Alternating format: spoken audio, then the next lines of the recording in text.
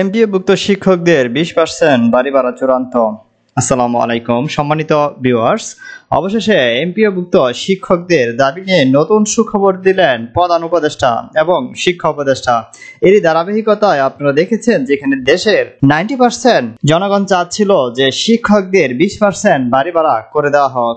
এরই ধারাবাহিকতায় প্রিন্সিপাল দেলোয়ার হোসেন আজিজির নেতৃত্বে আপনারা দেখেছেন সকল শিক্ষকগণ ঢাকার কেন্দ্রীয় শহীদ মিনারে অবস্থান করে এবং তারা আন্দোলনে অংশ নেন। ইতিমধ্যে আপনারা দেখতে পাচ্ছেন একটি বার্তা দেওয়া হয়েছে।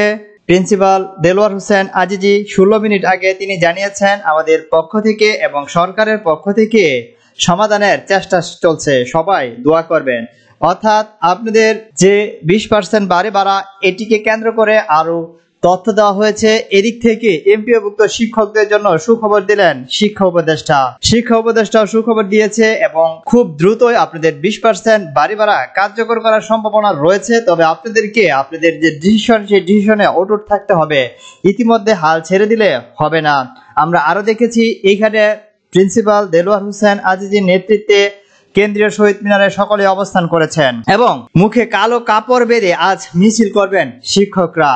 20% বাড়ি ভাড়ার ভাতা বৃদ্ধি সহ 3 দফা দাবিতে আন্দোলনরত এমপিওভুক্ত শিক্ষক কর্মচারীদের নতুন কর্মসূচি হিসেবে আজ মঙ্গলবার মুখে কালো কাপড় বেঁধে মিছিল করেন। সোমবার কেন্দ্রীয় শহীদ মিনারে অবস্থান করেছেন শিক্ষক আমরণ অনশন ও বিক্ষোভ সমাবেশ করেন। সন্ধ্যায় এমপিওভুক্ত শিক্ষা প্রতিষ্ঠান জাতীয়করণের প্রত্যাশা জোট সদস্য সচিব দেওয়াই হোসেন আজিজি সাংবাদিকদের এইসব কথা বলেন। মঙ্গলবার মুখে কালো কাপড় বেঁধে মিছিল করা হবে। যারা কেন্দ্রীয় শহীদ মিনারে আসছে পারেন এবং বেলা 11টা থেকে দুপুর 12টা পর্যন্ত জেলা উপজেলা সদরে অবস্থান কর্মসূচি পালন করবেন।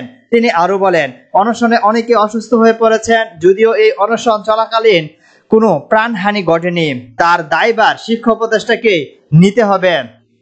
বিষয়টা সবকিছু শিক্ষা উপদেষ্টার গাড়ি ফেলানো হয়েছে, কারণ শিক্ষা উপদেষ্টা যেহেতু আপনাদের দাবি কনফার্ম করলে দাবিটি চূড়ান্ত হচ্ছে এবং অন্তর্বর্তী সরকার বিষয়টি আমলে নিয়েছে, সেক্ষেত্রে আপনাদের এই দাবিটি দ্রুত পূরণের লক্ষ্যে কাজ চলছে।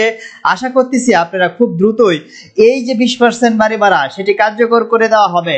পরবর্তী আপডেট জানতে অবশ্যই চ্যানেলটি সাবস্ক্রাইব করে আমাদের সাথেই থাকুন। ধন্যবাদ।